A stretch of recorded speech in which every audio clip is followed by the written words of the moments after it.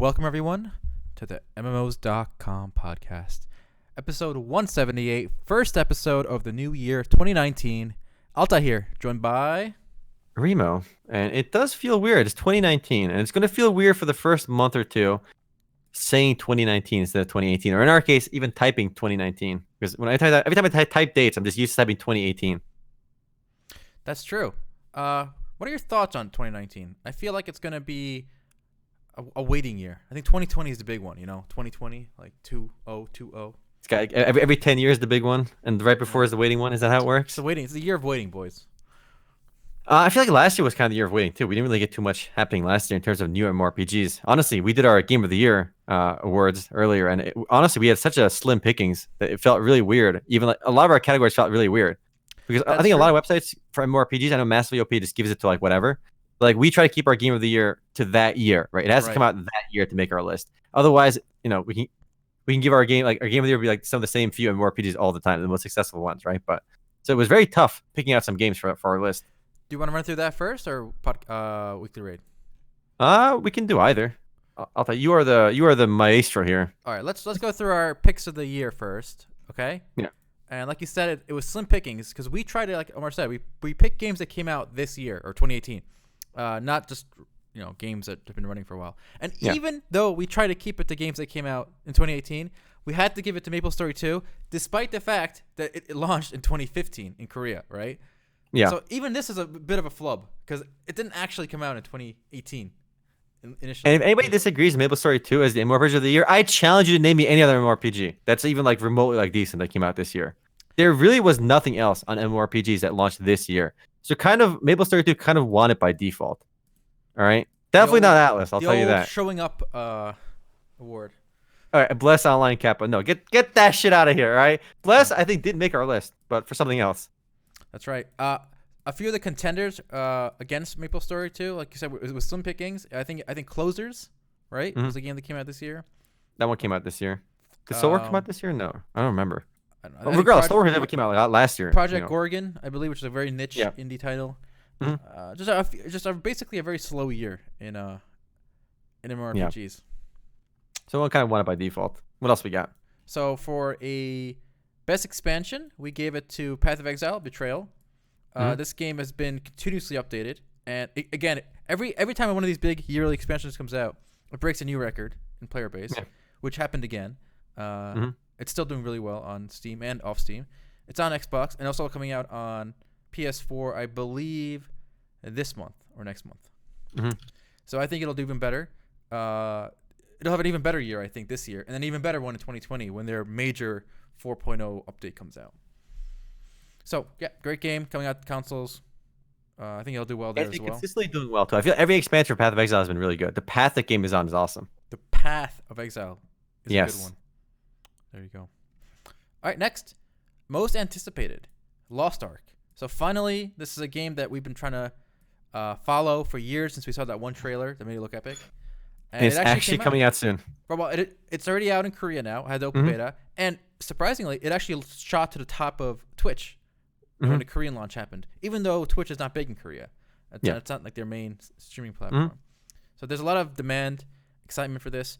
And I suspect we'll get at least something in 2019, whether it's a closed beta or an open beta. I'm not sure yet. But we'll get our hands on it, I think, in 2019. We'll learn something for sure this year. Yeah. And I'm hyped to play it. And moving along here, card game of the year. So this is another category that slim pickings. We gave it to Magic the Gathering Arena for being the first playable online Magic game. It's not the first, but it's the first one that's remotely playable and accessible. Like Magic the Gathering Online is much less accessible, and a lot of these other Magic games have never ran well because of the complexity of Magic. But they did a pretty decent job with Magic the Gathering Arena. I remember when the initial Magic the Gathering Online launched years ago, right? It was free with the starting deck, and you could not get a single new card for free, right? Yep. And you and I played that for so long. I remember. Yeah, we played the starting deck over and over again. It was so bad. Like the UI, the controls were just so bad. And Magic the Gathering Arena has fixed a lot of those issues. I think. Mhm. How did they do it? I think did they just like not include cards that are too complicated for the? No. Because there are certain more complex interactions that you can kind of do. Because I think like you have some things like set to skip certain phases when it's not necessary. It just does it automatically for you. But you can turn those off. So if you want to reply to certain things, and it always like if you literally have no chance to reply to anything, you have no mana, it doesn't even ask you. So it kind of Oh. streamlines a lot of it automatically. But you do have to kind of turn those features off when the game is getting in a more complex phase, like later in the game. Right, and also it's free to play, and it's free to earn cards. It's actually very generous. I remember I played just a tutorial, and I got like a whole deck for free. And you could do this multiple times. You can get multiple decks for free. And the reason we gave it to Magic the Gathering Online versus the one other competitor this year, which was Artifact by Valve. Valve did not get this reward because they made so many errors. One, it was buy to play. Two, there was no way to earn cards for free. Three, it launched with no kind of features. Like there was like no rank system, there was no leaderboard, there was no chat, nothing, no emotes. And we talked about it in the past how it doesn't even feel like a multiplayer game. It just you could be playing against bots for all you know. There's no way to know. So it's just a blunder, and their numbers have shown that it's kind of a blunder. It's Valve. Artifact is just not popular. There's not that many people online. Every time I look at the Steam charts, the peak players are lower. I don't know if they can salvage this one. We'll see. Mm-hmm. And all right, We'll see, yeah. Most innovative. This is an interesting little category we have, and we gave it to Survived By, which is basically a game that's inspired by Realm of the Mad God. Yeah. But this one is not on the browser. It's on Steam. You can download it. Yeah, I placed one, so let me run through it real quick. Last year we gave it to.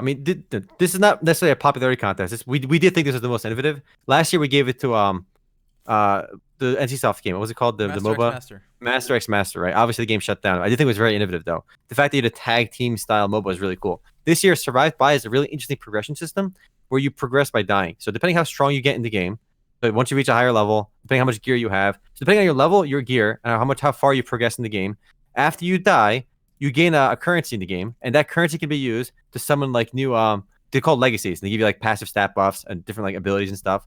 And you kind of get those randomly. So if you want to get like really rare ones, you got to spend more points, and you can keep upgrading those as well. So every time you die, you get progressively stronger, but there's also like an element of RNG to it as well because you don't know which legacies you can unlock after you die when you roll for them.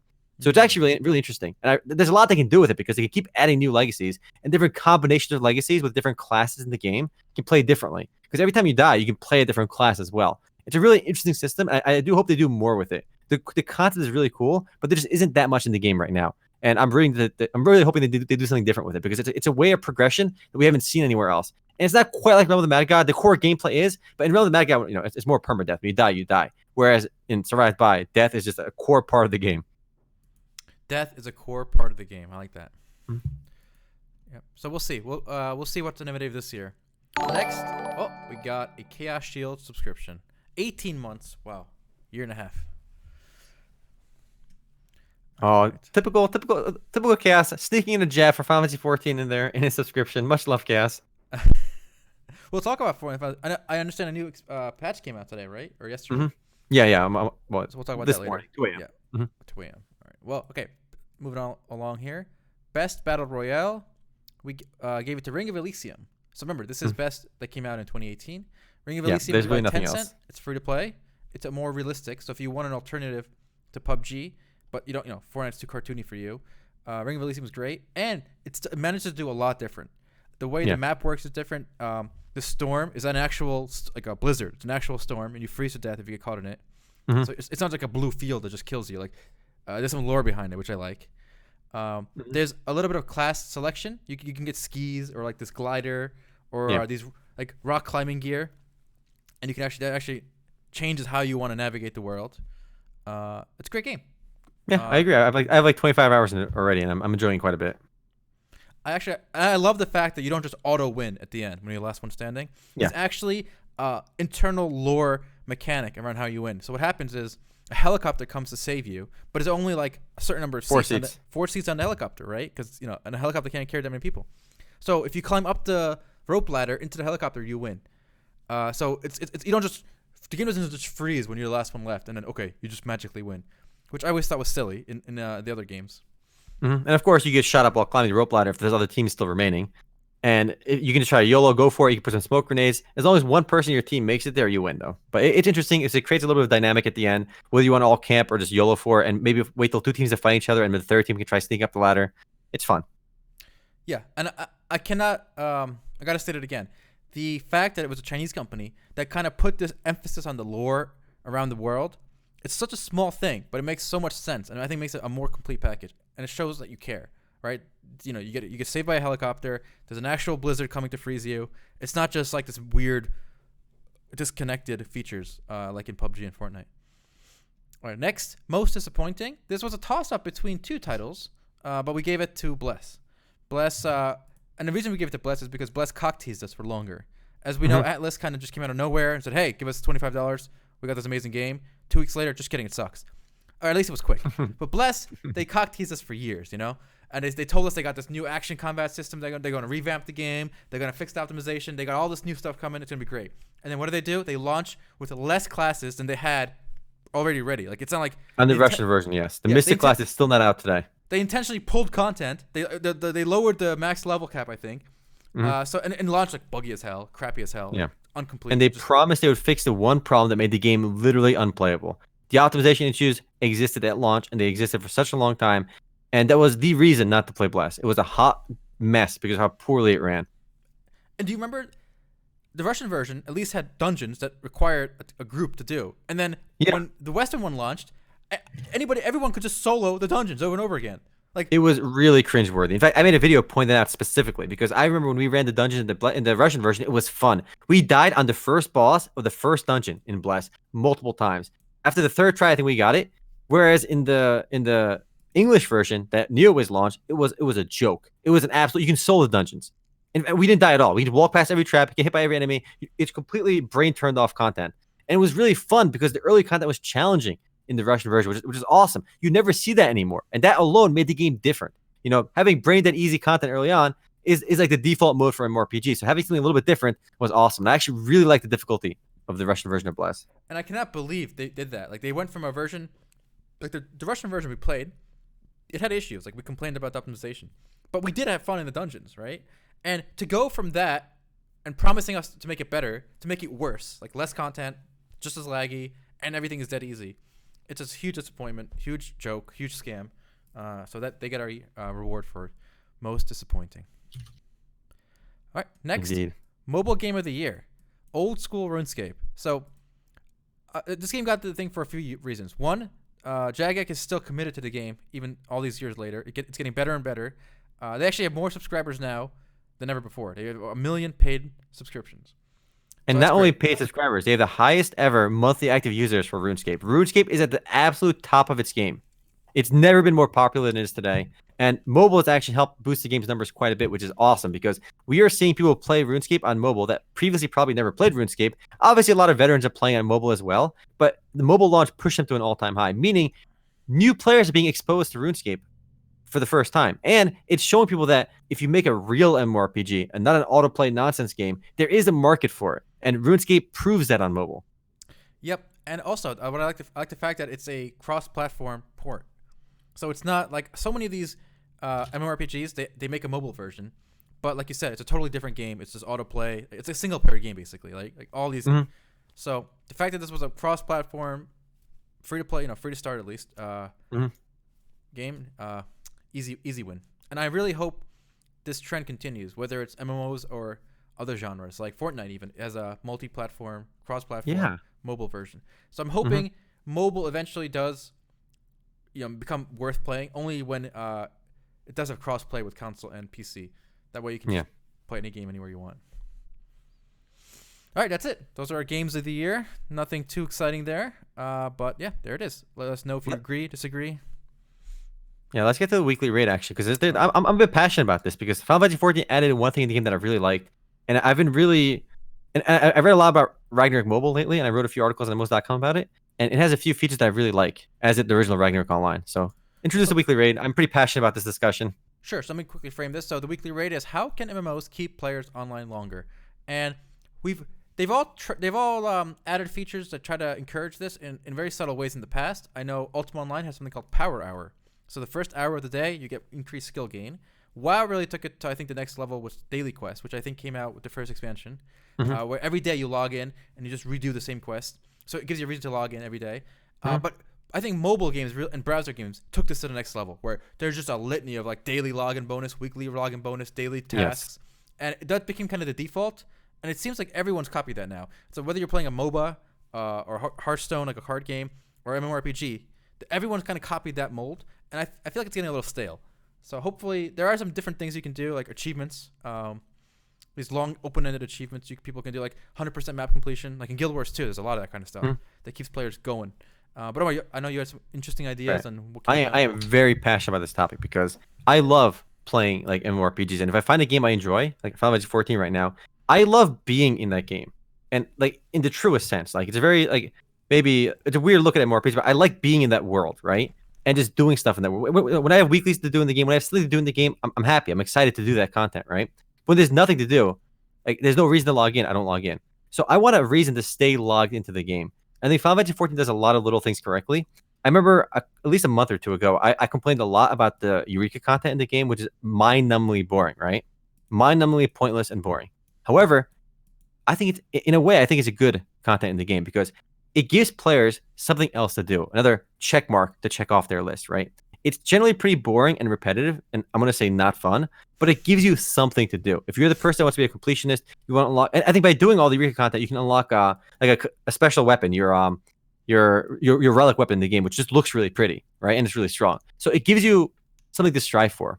But more importantly, obviously the content was more interesting, be better. But in this last patch that came out this morning, they added a mahjong to the game. So in the Gold Saucer now, you can play mahjong, which is it's a game with 4 players, right? You can actually, what's more interesting though is they added a ranked mahjong queue system to Final Fantasy XIV, which you would think doesn't really belong in Final Fantasy XIV, but you can queue for ranked play in mahjong in Final Fantasy XIV, which I think is awesome. And I think more games need to add other stuff to do in the game. I remember when we first played on the Ultima Online private server, it was called UO Power Gamers. I still remember the name. They added a Texas Hold'em to Ultima Online where you can play with your in-game currency, and it was really fun. There was other reason to stay logged into the game. Now, Mahjong is a complicated game, and I know the very basics of the game. I've played it before. But just having that in the game as another thing to do, I think is phenomenal. Because you can just hang out in the game with your friends and play Mahjong, do the content as well. But I think more importantly, games need to add other reasons to keep playing the game. For example, in Final Fantasy XIV and practically every MMORPG today, once you do your weekly clears, once you're done with the content for the week, you typically log off and don't play till next week. Especially like when you're at the end of the patch where there's nothing else to do. So you're just grinding your gear, rolling on gear, hoping to get it. If you don't get it, you log off and you wait till next patch or next reset actually. But imagine in Final Fantasy XIV or World of Warcraft where when you kill a boss, World of Warcraft actually does this a lot better. And I think it's one of the reasons why World of Warcraft is more successful. Because World of Warcraft has like mounts that drop very rarely. But imagine Final Fantasy XIV that when you beat a boss, a savage boss, or any boss in the game rather, it has a 1 in 10,000 chance to drop a special mount or a special minion. People would be farming that content regularly. So if you just have downtime, you just want to play the game, you look for a reason to log in and just grind this boss, maybe to get a chance to get this card, to get the mount in the game. And this idea kind of stems from Ragnarok Online, because that game actually does this system very well. Every monster in Ragnarok Online has a chance to drop their card. In Ragnarok Online, it's 0.01% chance, which is 1 in 10,000. And obviously, if you kill low-level enemies, the pouring card is not very valuable, but it's still something. It's still like it's not trash, right? But because it's 1 in 10,000. But the MVP cards, the boss cards are very valuable because they're 1 in 10,000, and killing a boss takes time. So in Final Fantasy XIV, I don't think I've killed a boss 10,000 times, period, in Final Fantasy XIV. If you add up all the times I've killed a boss. No way, it's possible. Maybe I killed maybe like 500 times to 1,000, right? And I've done tons of parse runs in Final Fantasy XIV where I'm just doing it over and over again for fun. But it would give players a reason to not only do boss fights, even like they can apply this to regular dungeons too, where in a dungeon, the final boss in a normal dungeon, which is easy content, has a very low chance to drop something. And when you see that in the game, holy shit, that guy's got the drop from Chatternook, or they got the Kefka mount or something, right? It would be something. It would be awesome to see that in the game, and it would encourage other players to do that. Like I actually want to do that kind of content. I want to keep playing the game. I want to keep killing bosses. And really, the only reason I find myself doing it is parsing in the game, where I want to just measure my own score and get better. If I didn't have that, I just wouldn't do it. But if I get the reward, I would love to do that. And games need to get way better at that. It reminds me of a topic we discussed previously, but I don't understand why WoW today doesn't allow you to right-click any other player's avatar or, health bar, and it should be a button called Duel, which there is, and it should be one called Challenge to Hearthstone, and it literally just brings up a Hearthstone match. Because remember, both games are on the Blizzard launcher, so the other person, they could have like a preferred deck ready to go, and then boom, you're just playing a game of Hearthstone, and it's in there. It would be so easy to do. It would be a great way to integrate the two games, both the same world, WoW world. Mhm. Easy peasy, but I don't know, for whatever reason they can't do it. And I think World of Warcraft does a really good job with this. So somebody mentioned Final Fantasy does that with minions already, but that's not true at all. There's like a 20% chance for this rare minion to drop. How on earth is 20% rare? Like, in what world is 20% drop rate rare?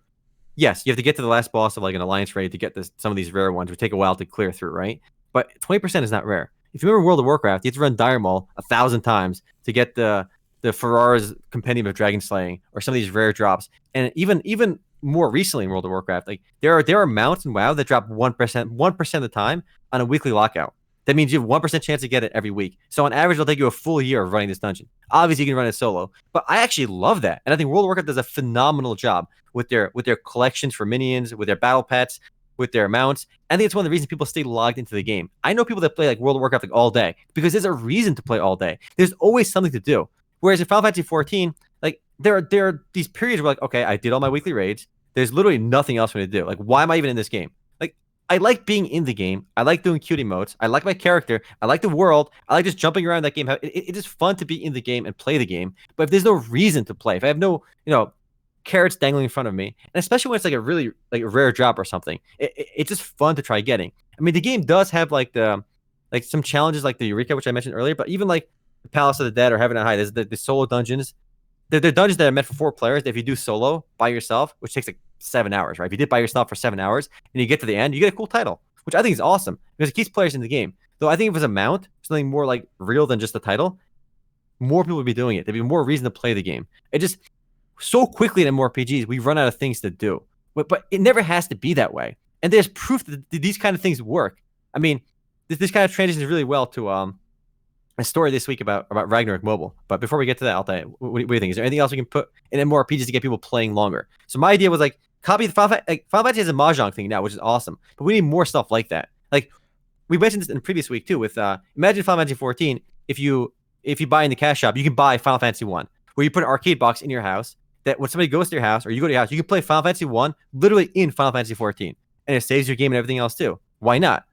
Like, it would feel more like a world that way. Yeah, I think MMORPGs in general, and especially the big ones like WoW, have fumbled a great opportunity to become the background of your PC. So what I mean is like you're saying. So imagine, I remember even Ultima Online before the custom poker thing, you could literally buy a chessboard from an NPC in Ultima Online back in 1998, and you could put it on the ground or a table, and 2 players could double click it, and they could play a game of chess. It was very rudimentary because you could just cheat. The game didn't really keep track of how you played, but obviously since then we could have for example, Final Fantasy XIV, you said the Mahjong thing. They could have the same thing for chess for all these different games. Yeah. It's so easy to put in there, and also you could have voice channels like this. So instead of when I'm on a computer right now, if I have nothing else to do, what I'll do is I'll bring up Discord on one monitor, and I'll bring up like a YouTube Chrome window on another, right? And maybe Reddit too. I'm just kind of sitting there looking at the shit. There is no reason why a game like Final Fantasy XIV or World of Warcraft, or I think Eve did this really well too for a while. There's no reason these things could not have been our background, right? So you just kind of leave it on. You have a chat box with all your friends. You have I remember Eve actually had a browser window back in the day. They got rid of it now because everything is borderless window, so they don't really need it. But my point is, you should have these MMORPGs should have so much stuff in them that you can just kind of bring up that you kind of have an incentive to always leave it on, and so that way you're always kind of interacting with it. And I think it applies especially to casual players. I think is most people. Like, while I do a lot of hardcore content in Final Fantasy XIV, I enjoy just literally being in the game. Let me play, and Square Enix could literally have their entire library of old games is arcade cabinets you can sell separately. So you can play Final Fantasy 1, 2, 3, 4, whatever in people's houses and stuff. It'd be really cool. Stuff like that. And like you said, with Ultima Online, we had this in Ultima Online. You could play backgammon or chess in Ultima Online by literally putting a chessboard in front of your character, and two people can play the game. And people could just cheat, like my brother said, because there's no rules built in. But it was just cool that you could do that, and it gives you a reason to hang out in the game. And look, the thing is, even if I run the same content, repetitive content, just doing it is actually pretty fun. Like, I like going through the mechanics. For some reason, just clicking the same buttons over and over again is actually pretty pleasing for me. For some reason, I like doing it. So give me a reason to do it, and give me a reason to keep doing it. Like, because if I'm not playing Final Fantasy XIV, I'm playing a different game. Like, keep me in your game longer. MMORPGs aren't just about the core gameplay. It's about the world, and they never developed that well enough. It's just so sad that they missed out on all these opportunities to do it. And no game has even really tried since like even Ultima Online. Like nobody, like you said, why doesn't World of Warcraft let you play Hearthstone in the game? Right click a player, hit play Hearthstone, and it just launch in the game, and you can play it that way. It'd be so cool because while you're waiting for other players to come meet up, waiting for a friend or somebody's AFK, somebody got DC'd, you right click a friend, play Hearthstone. Why can't we do this? Like downtime in a raid, you could just challenge your people in the raid with you. Yeah, it's awesome. Like even if Final Fantasy XIV, I still want. I'll play Triple Triad. It's a card game built to the game, like in between stuff, because why not? It's fun. It's something for me to do right then and there.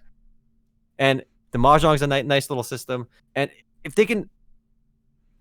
I think they can tweak the gameplay today to enhance the. Like, I would love Final Fantasy XIV so much if we just had some of those rare drops in the boss fights for not just having all the boss fights. It'd be awesome. Yeah, but okay. One problem I have is. Technical issue is, remember, these games that we're mentioning are very old. Whether it's WoW, Final Fantasy XIV, I just don't think anything we're saying can really be. Hold on, adding a drop to a boss at a 0.01% chance is not difficult. Yes, you have to maybe design a new mount, or even you can just make that, like, every boss can have a mount version of themselves that just drops right then and there. Or even easier, forget that. Mounts are difficult. You have to at least program them right. You have animations, right?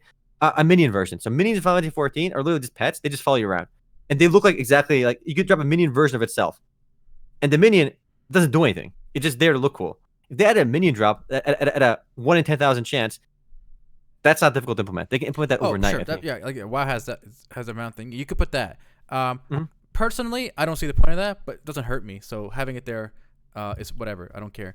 Yeah. I'm not interested. I have no interest in farming. I would love it. A mount when I have one shot at this boss every week. No, because you would look forward to just trying it. Like, why not? We're not doing anything right now. Let's go play it. It'll be fun. No, remember, it's like some old dated content with no challenge, like in WoW. It would give you hold on. It will give you a reason to do the old content as well. Maybe they can make it so you have to do the content synced. So if you're doing like level 50 content, level 60 content, it makes you level 60, so you gotta do it. I think there's a lot of value in that kind of old sync content. So imagine like WoW, and every time you do a dungeon, you get geared down to the specs of that patch. Some games do that. FF14 does that, but nobody runs that in that format, which I think because there's no need to, because it shouldn't give you an option. There should be no other way to run it. Well, they do that for Ultimate content. So if you want to run old Ultimate content, it will always sync you down. There's no way to do it in any other way but being synced down. Whereas people, I mean, imagine like all these old right now in WoW. I'm sure it's the same in Final Fantasy. There are old dungeons, yeah, that like a priest, like a healer, can just solo like a 40-man raid boss, right? And then they can do it once a week for like a boss, like with a wand. Yeah. For like a mount, or a chance at a mount. I don't see the point of that. Like if there's no challenge and just a time kill, I don't know. I don't see the point.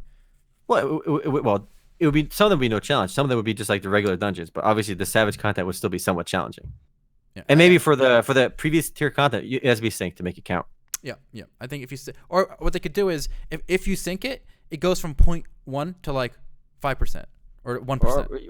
Or yeah, it's whatever. Some other low number. Yeah, and if you want to do it unsynced, you can just gamble and solo it and get 0.1 chance. This actually bodes well to Ragnarok Mobile, Ragnarok M Eternal Love. So there's a really interesting story about this game that came out. I mean, the game launched its auction house actually, I think 2 weeks ago now. So Ragnarok M, for those that are not familiar, it's a mobile Ragnarok game that's launching in English in North America tomorrow. I thought it was going to launch today as of this podcast, but you can download the game today, but you can't play till tomorrow. So I actually downloaded it. So in this game, in the game's auction house, an item sold for about $60,000 because you can see the Key of Heaven. It's over 360,000 BCC coins, and the exchange ratio is about 1 to 6. But there are promotional stuff, so the total number is probably closer to 40,000 or 45,000. But regardless, there's an item in the game that's sold in a player auction house for about 45 to 60,000 US dollars, which I think is mind blowing. And the reason these items sell for so much is because they're so rare in the game. It is This is amazing. absolutely nuts. I was actually hoping to have this game running in a small window on the computer while we did the podcast this week. But like you said, it's not actually coming out today. It's coming out tomorrow. So, So, and keep in mind, this key of heaven in this picture you're seeing, it wasn't actually, these items aren't sold by the developer themselves. So it's like the cash shop is coming and being like, look at all these OP items in the game, right? Because if you played Ragnarok, you know how OP cards were, for example. So you can see that there's actually a golden thief bug card sold for 110,000 BCC, which comes out to like 18,000 US dollars for a single card. So the way cards work in Ragnarok is you can equip them to your slotted items, your weapons and stuff, and it gives you stats. So they're obviously gameplay altering, but it's not like the game's cash shop was selling these items directly. Other players were able to farm these items and sell them in the cash shop, and obviously the odds of dropping a golden, a golden thief bug is extremely low. If it's anything like PC Ragnarok Online, it's 1 in 10,000. So these items are so incredibly rare that people have been farming them like crazy, and they have so much value. People are willing to pay tens of thousands of dollars in-game mounts and pets. And I do, even though you can pay for power indirectly, I actually love that the Gravity itself, the company that makes the game, isn't selling it directly. And I'm more okay with a cash shop where items like this can change hands for premium currency that you're buying from other players, which I think is a much more fair approach. Yeah, that's true. I'm always been a fan of auction houses in MMOs. I'm interested. It's interesting that there is so much demand for these high ticket items in a mobile game. I read the Reddit post a little, and I have no clue if this is correct or not. But apparently, this guy who's been buying these expensive items, he is like a known whale in multiple mobile MMOs.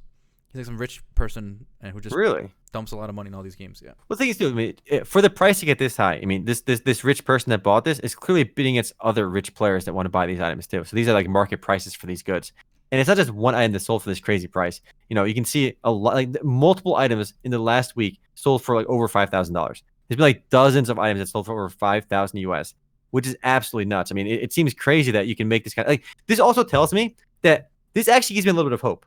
Okay, that some mobile games will get better. And hear me out here, because it sounds kind of wonky. But instead of developers selling pay to win, which is such a easy way for developers to make money and a very lucrative way that works in mobile games, right? Imagine they instead design a fair game in a fair cash shop with no pay to win. However, there's a real money auction house where you can buy in-game items from other players for premium currency. So when people find really rare items and really powerful weapons, they can still be really powerful stuff in the game, and it can be obtained through gameplay. You can sell it to other players for cash out currency like Ragnarok is doing. And if they do this, the person that bought this item had to buy 60,000 US dollars worth of premium currency in order to buy it. So the game developer made a ton of money despite not directly selling pay to win themselves.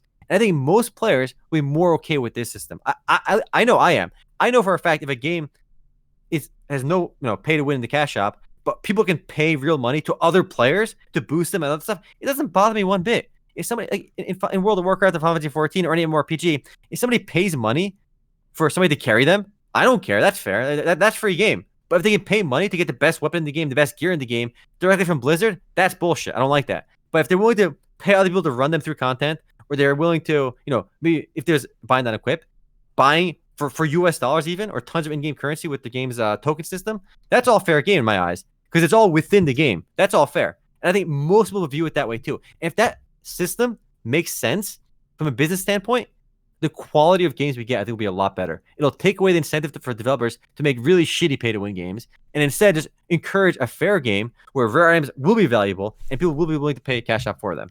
So I'm curious though, in that ideal scenario you plotted there, would the premium currency do anything besides be used in the auction house? Yeah. They could still sell like some other cosmetic stuff maybe with it. What about but ultimately you will not be able to withdraw for USD. Because you cannot withdraw in Ragnarok M, obviously. The guy who bought this item, the guy who sold it is left with like $50,000 worth of in-game currency, right? He can probably still find a way to sell it and cash out US dollars through third-party exchanges where, maybe he'll bid on items for other players and give it to them for them to wire US dollars outside the game. There'll be ways to do that, but for the developer, I don't see why they wouldn't want a way to leak it out. Right. Well, as far as I know in Ragnarok, the premium currency does have like actual pay-to-win. Okay, that's uses. not good. Like whether it's experience boost, all this elite status or whatever.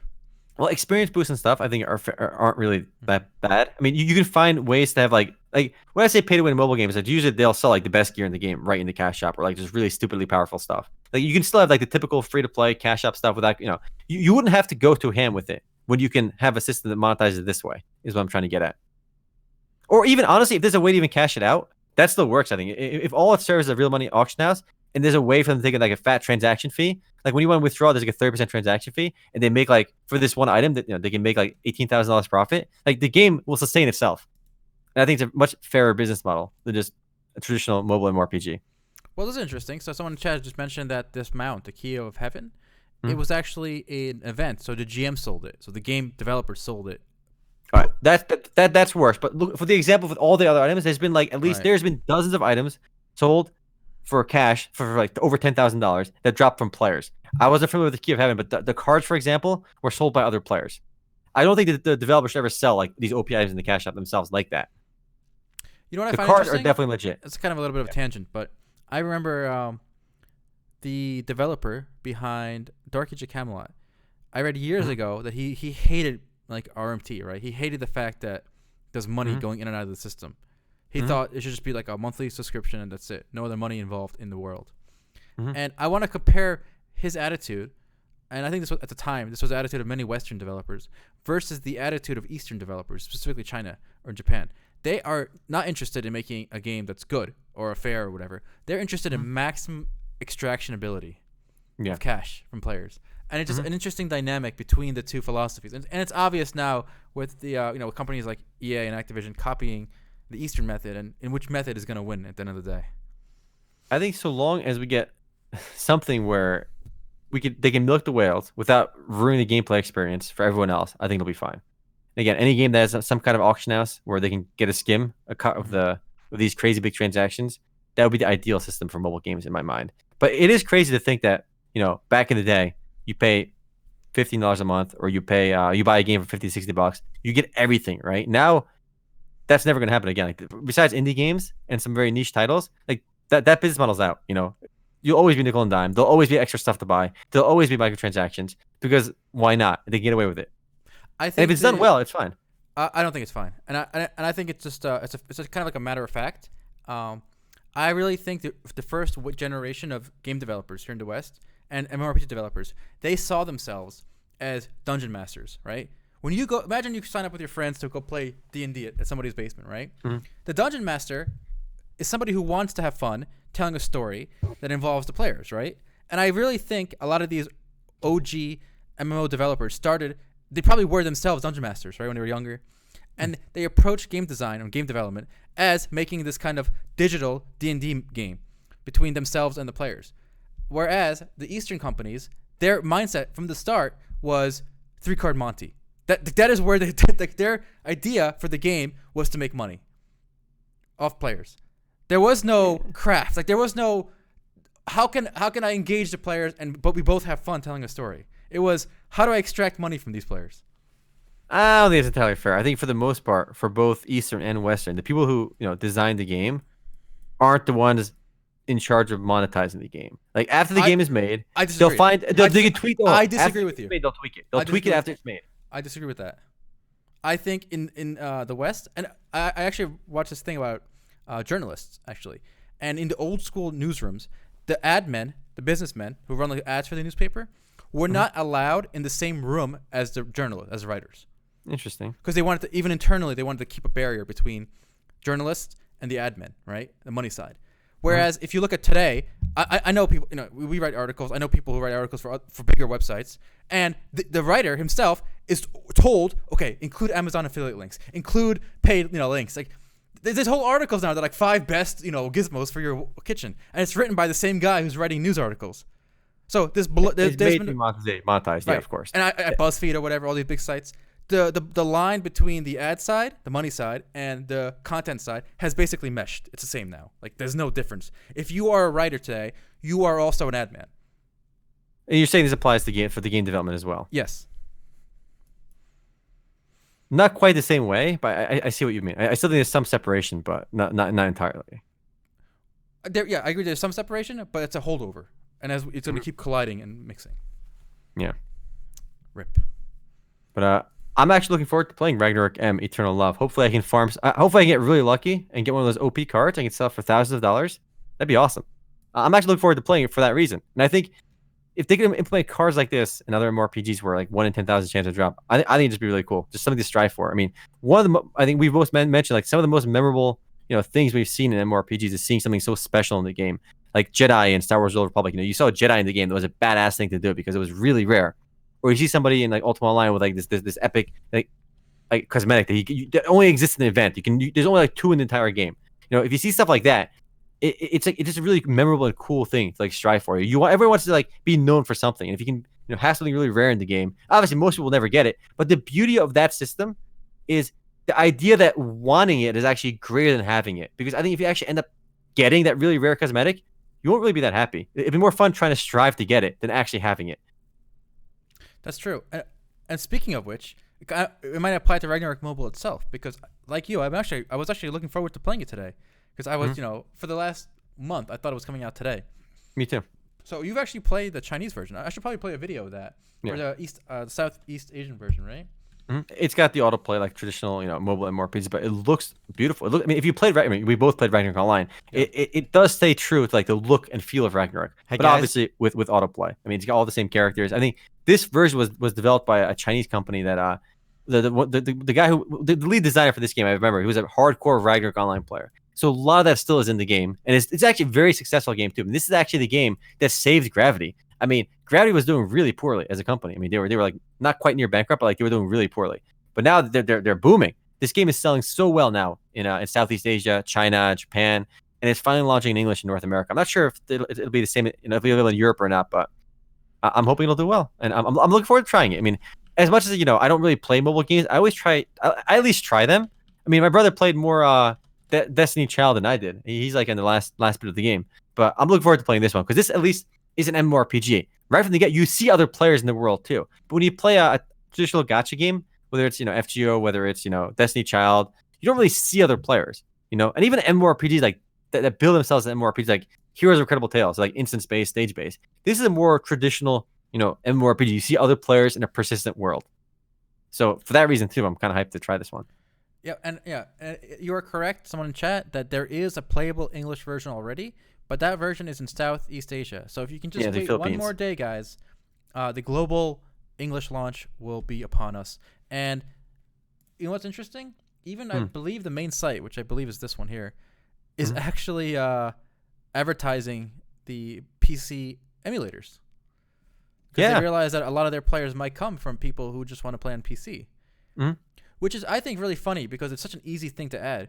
But why couldn't Blizzard, during that spectacular BlizzCon moment, when the guy in the audience asked, hey, can we play this on PC or is it mobile only?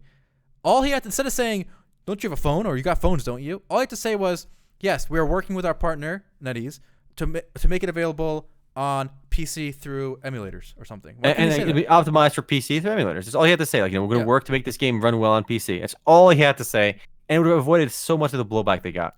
Exactly. I mean, and the game would still be the same game, but it would at least not be insulting to their players. Yep. So it's that's an easy thing they could have done. And obviously, I think Tencent or Gravity, whoever's behind this, is okay with that. They don't care what platform you play it on. I mean, honestly, why should they care? As long as you're playing the game, like even Arena of Valor, in China, it's available on emulators as well. They say you want that on PC, iOS, Android, whatever, or PC. And the PC version is just an Android version, and it works really well. And why not? And actually, I have a lot of friends that play like mobile games on the PC. They have it on their phone as well, but while they're on the PC, they have it running and they're just playing in the background. Because why not? I think a lot more people would actually play these mobile games in the background while they're playing other stuff. Because in a way, a lot of these games are kind of like cookie clicker or those autoplay games, and those kind of games are fun. So I think for a lot of people that don't like mobile games, they might even like it playing on the PC because they can play it like an auto clicker game or a cookie clicker style game. Yep, and I actually am surprised. For those of you who have the Battle.net launcher, have noticed now that they've added a section for Activision games. They have Destiny 2 and Call of Duty. I am so surprised there is not a section for King yet, because Activision Blizzard also owns King, which makes Candy Crush. Imagine a button on the Battle.net launcher that says King, and then under it is Candy Crush Saga. I know everyone would bitch, right? Yeah. The Reddit would go crazy. Oh, they're putting mobile games on Battle.net. But here's the funny part: people will click that and they would play it, and some of them would pay. Definitely. Yeah. Makes sense. And I am actually hyped to play this Ragnarok game. Looking at the video in the background too. Like, I'm obviously nostalgic for Ragnarok Online as well. I mean, the auto-playing elements are not exciting, but the fact that I played so much Ragnarok Online on the PC, like, just seeing these graphics again, seeing this world again, has me kind of excited to have, like, I'm looking forward to having this running on my other monitor on autoplay mode on the emulator, right? I am hyped for that. That's right. Yeah, I'm mainly interested in playing it on emulator myself. So tomorrow we can start grinding. Yeah, I was sad to see it's launching tomorrow. I was hyped to play. I have a little bit of a controversy before we get into the Overwatch stuff. Okay. So I read this earlier this week. In Japan, they've made it now criminal law to change the save states in your games on consoles. What? Yeah. What? Programs, I never heard that. Yeah, this happened in Japan. It's illegal to distribute programs that help you save your save editors. They're called. Mm-hmm. So hold on, let me just help other people understand too. So like, if I'm playing Persona 5, yeah, and I have my save file on my PS4, yeah, and I send my save file to somebody somehow, else. yeah. Yeah, I send it to somebody else so he can load my file, right? No, you can. Well, presumably you would need some kind of third-party software to extract the save, wouldn't you? Probably. That's, so let's say I extract my save file and I send it to somebody else somehow. Well, the program that's used to do that, it's distributing that would be illegal. Okay. So they're not necessarily go after against you. that. Okay. Yeah, but obviously it'd be impossible to go after that level. But the save editors, distributing save editors for consoles is now illegal in Japan, and so is reselling game keys. So even if I pay full price for a game key at like 7-Eleven or whatever, I cannot resell that now. That's really weird. But I think the reason they did that is trying to fight regional pricing. I mean, right? That has to be the only reason. Otherwise, they don't really care if you pay full price to sell to somebody else in Japan. If you buy a game in Japan and sell it in Japan, it's fine. But I think what people are doing and why G2A exists is people are taking advantage of regional pricing, where a game is like $5 in one area and $10 somewhere else. What happens is people in like Russia buy the game for $5. Exactly. Only when the developer or publisher is against the the resale. But okay. So then people are saying, "Well, it's bullshit. It's his opinion." I don't know. If I was a developer or publisher, why wouldn't I just say, "Okay, guess what? Any reselling is unauthorized." You're basically giving the power of the law to the developer, right? Yeah. So imagine I'm Blizzard and you buy my key for $50 in America and you want to sell it to your friend for $40 because you don't want it anymore. I could just say, nah, all transfers are illegal. All right, I don't authorize any transfers. And now that's law.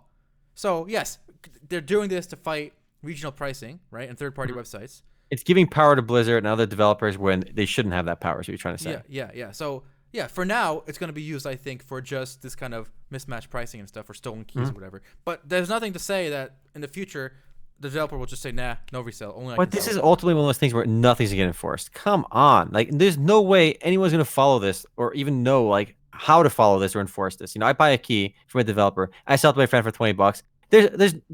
How could they possibly find out without literally hiring detectives and, like, spending millions of dollars tracking me down, wiretapping my house? They're never going to find out. Well, the reselling part, probably not. But I think the save editing part is a big Sure, that part is better because you can find the people who make the software. Yeah, but I think it's a bad precedent. I don't know why they care if I want to change my save in a single player game, or like mod it basically. That part does seem really odd. Maybe some modding stuff. I don't know, because if it's just a save file, that seems completely harmless. There's no victim there. Well, I guess the victim is you skip the content. I don't know. But you bought the game anyway, so who cares? And a related story in Japan, let's say I buy a SNES, like a used, okay, and a used game, and I have like a bar or a restaurant. I can't hook up a TV and let you play it at the bar or restaurant without, because you need a public license, kind of like the radio here. Yeah.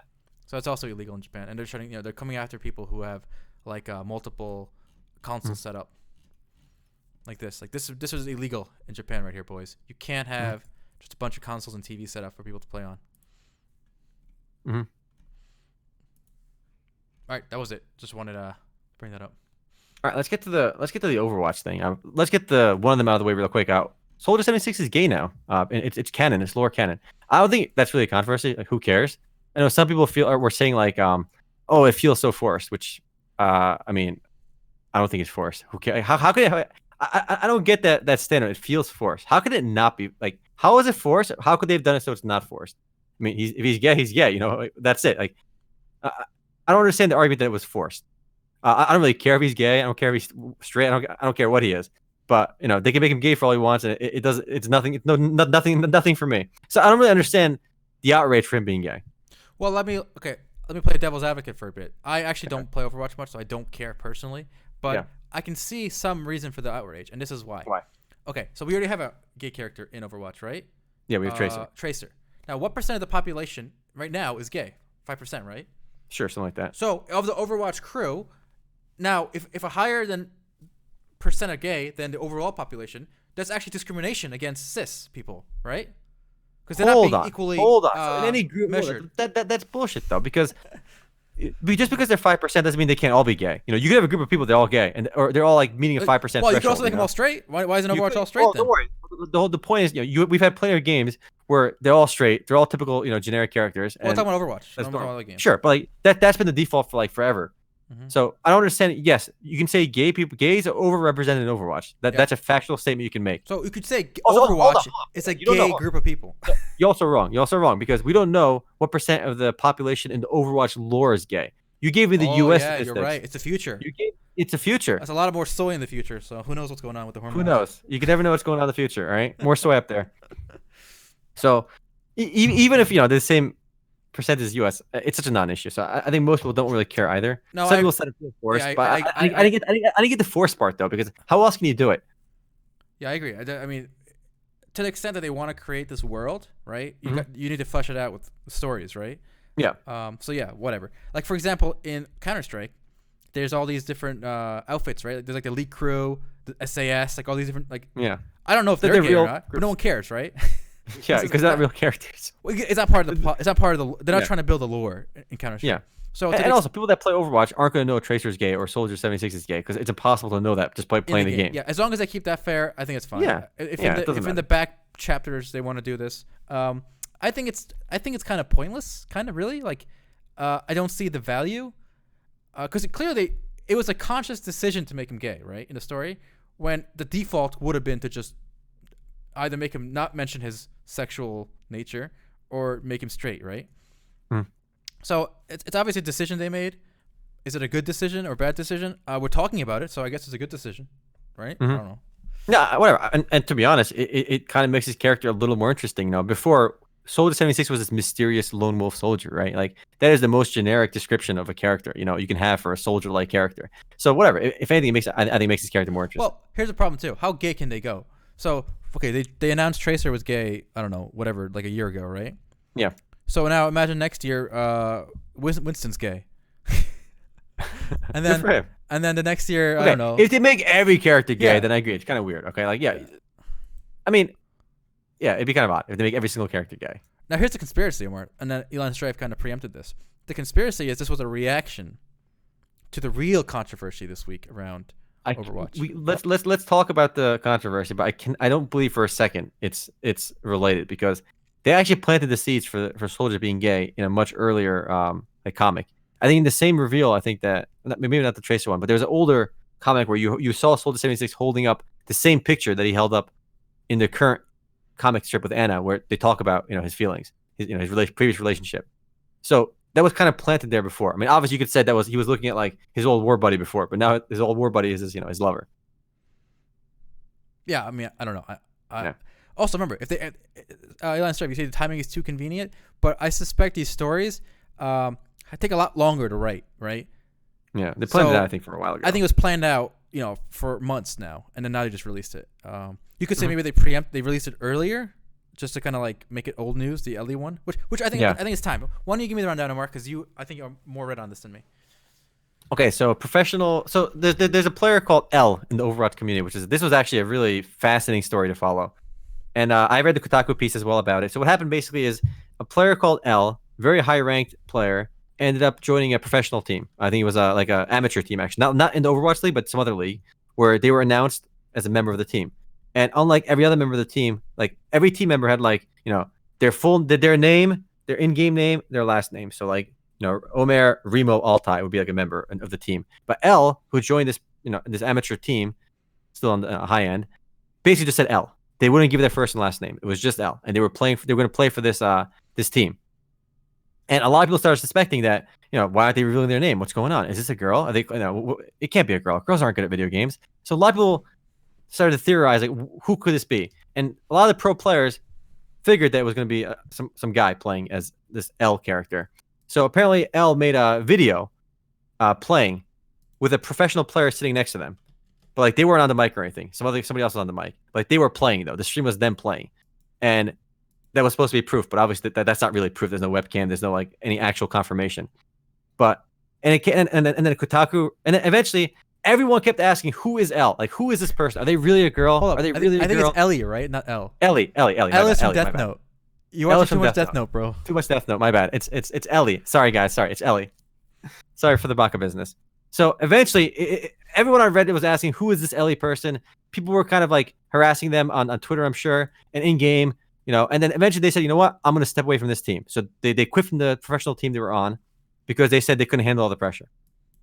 And what happened was Kotaku wrote an article, the Mary Sue wrote an article, a lot of, typical, SJW websites, liberal leaning websites wrote an article saying that like, just we finally had a woman on the top tiers of Overwatch in a professional gaming in a men-dominated industry, and they got bullied and sexually harassed their way out of there. And in fact, I love this article on themarysue.com where they talk about they did a really fun paragraph here where they quoted somebody on Reddit.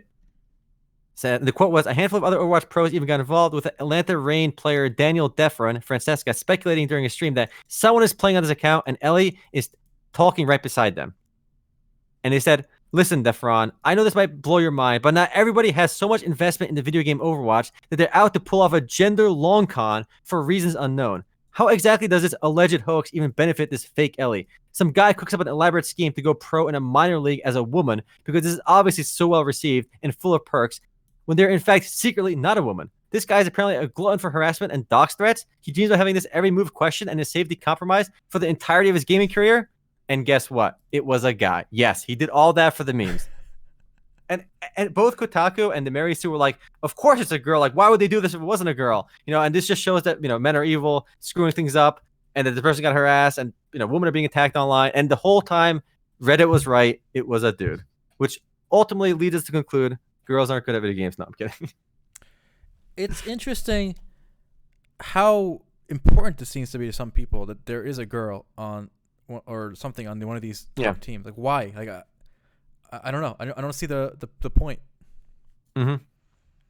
So apparently, they asked the guy why he did it. He said it was a social experiment to see like what would happen. And I do think it was kind of interesting just to see how much everyone just kind of defended it actually was a girl, But I mean, in their defense too, if you're just this was something that the Washington Post covered. This was like mainstream news. This got like real mainstream real quick.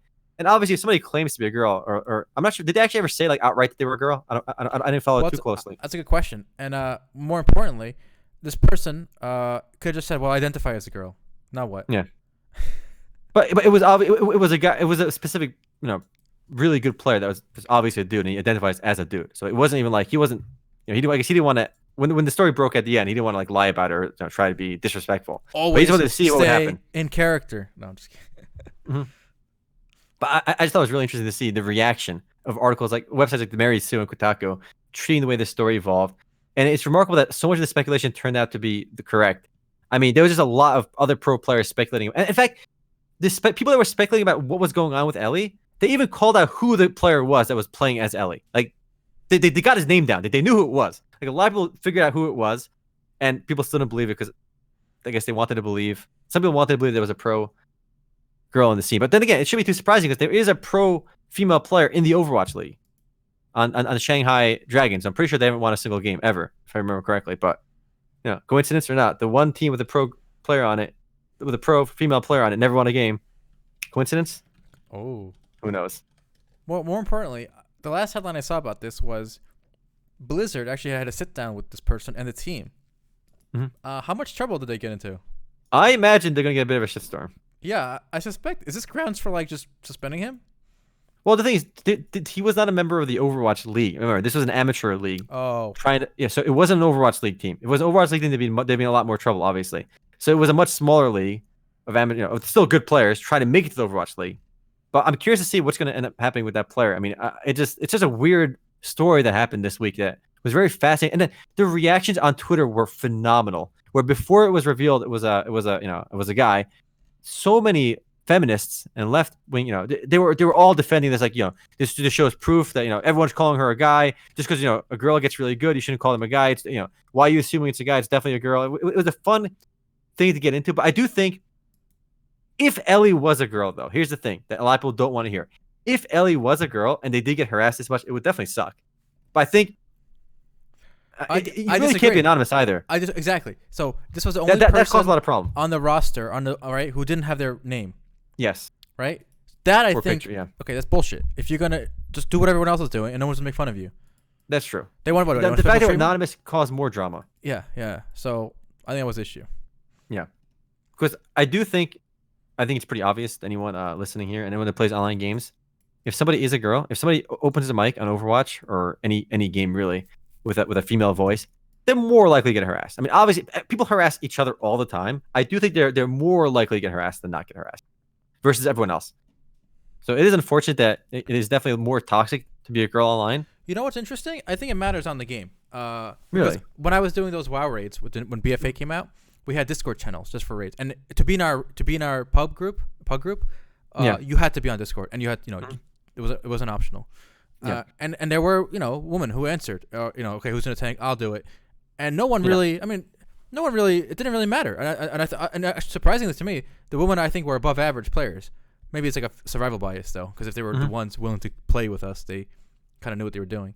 But yeah, I mean, they were the small minority, but there was always a few girls, and they held their own. Nobody was too crazy. Here's the thing too, because I feel like when you're on Discord like that in the situation you just explained with World of Warcraft raids, there's other people there too, right? Whereas if you're in like a random Overwatch game, you just feel there's more anonymity. You can just be a complete dick and nobody cares, right? Exactly, because you instantly get peaced out with them. But when you're raiding, you're with them for like hours and hours, right? Yeah. And if you're being a dick, someone's gonna call you out on it, And it's more personal there as well. It feels more real when you're talking to somebody on Discord than when you're talking to them in game using your moniker, Big Dick Bandit 69. I think it depends on the game and the setting, which I think is more power to the fact that I think the developers need to solve this harassment problem through ingenious game design, not so much just blaming the players.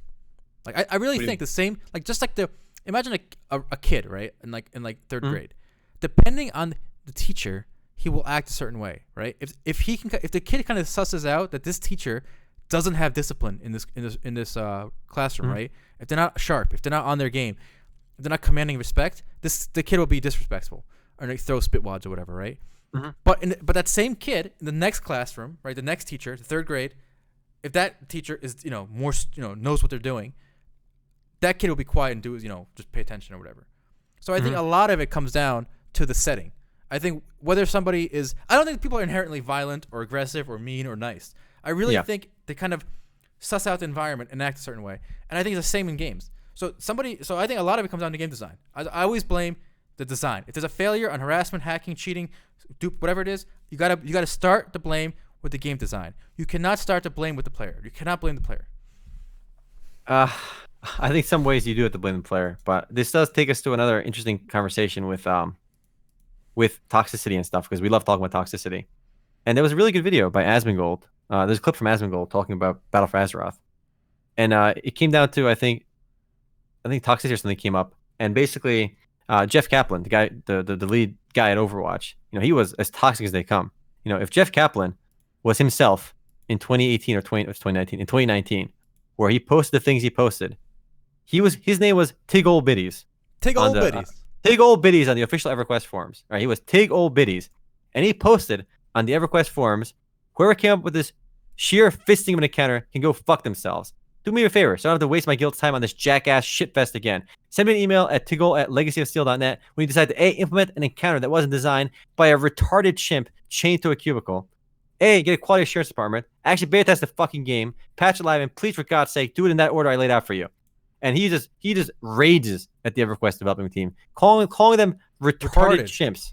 That's not a very PC term. R-word, boys. I'm sure he said many other things back in the day that that wouldn't fly today. And the point is, if Jeff Kaplan did that today, he never would have been hired at Blizzard. He would have been banned from the forums instantly, and he would be unhireable. Whereas he was young, obviously, back then, and he's more likely to spew nonsense when you're younger. But he would have no chance to work on Overwatch today if he did what he did today. he would be like blacklisted for saying the things he said, which is unfortunate because I think you can be a douche in certain situations, if that makes sense. Like, I don't like to defend toxicity by itself, but I think as long as the game gives you an option to block other players and you're not like outrightly like threatening them, it's okay. I prefer the old maxim: sticks and stones may break my bones, but words can hurt me. Interesting. So I think what we're building today is actually I think we're going backwards in social norms. People think we're going forward. We're going backwards. What do you mean? We are No, I don't think so. Why? We're building an honor system, a code, okay?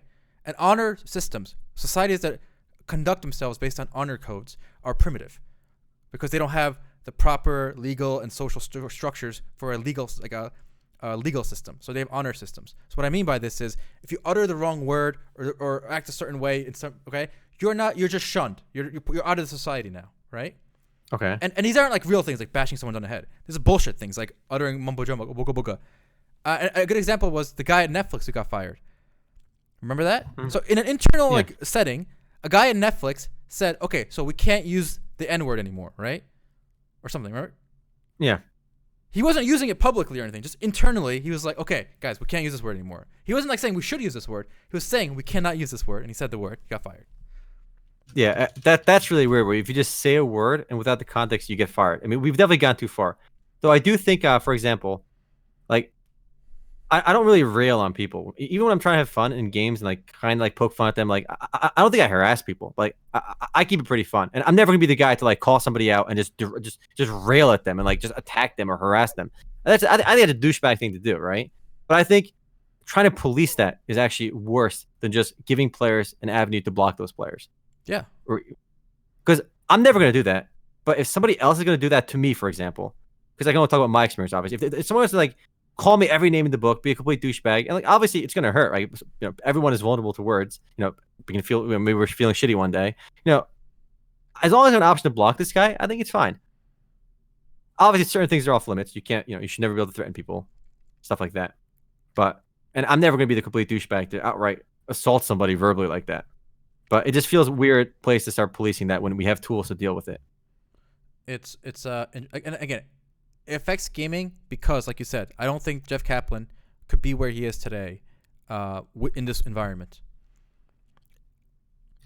Mm-hmm. And I think the ultimate thing we can do too, if you don't like those people, that you don't I don't think I associate with people that are douchebags. If one of my friends would be like imagine every time we played Overwatch or League of Legends or any game, if I had a friend that was like constantly harassing other people, right? Like he wouldn't be my friend. That's just fucking weird, right? Like if you're having fun in the chat poking people, yeah, that's fine, right? If you keep it like within reason. But if I have a friend that always harasses somebody, he always just drops every name in the book, like that's just fucking weird. Like I would just shun that person, like both in game and real life. But I just don't think banning them is the correct solution for video games. Agreed. I think we agreed on that. And more importantly, again, I'm going to go back to the game design. I really think, and this is, I think, for me, an optimistic view on humans. You can design a game that creates toxicity, and that means you can also design a game that reduces toxicity. It really is the environment that's kind of stimulating people to act one way or the other. Yeah. Yep. So isn't there one more thing before we move on from Overwatch? Isn't another one of the characters autistic or something? Yeah, Symmetra was. Again, I don't think it was revealed in lore. I know somebody wrote a letter to Kaplan, and he replied to them that Symmetra was autistic. It was on the spectrum. Too many vaccines, I guess in the future. Yeah. It wasn't a.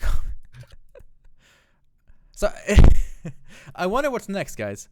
So which of the next characters is one of the characters going to be? Oh, I got it. Who is the big thuggish woman character? The Russian one. Zarya. Zarya is going to be tranny. I'm calling it. Well, I don't know. Maybe. Who? I don't. Wait, no. I don't think so. Why? Anyway, anything else to cover this week, or should we go to the? I think we can do some post gaming. That's a little bit of post gaming. All right, that's it for the week. First podcast of the year. Hope you enjoyed it. We'll see you next week.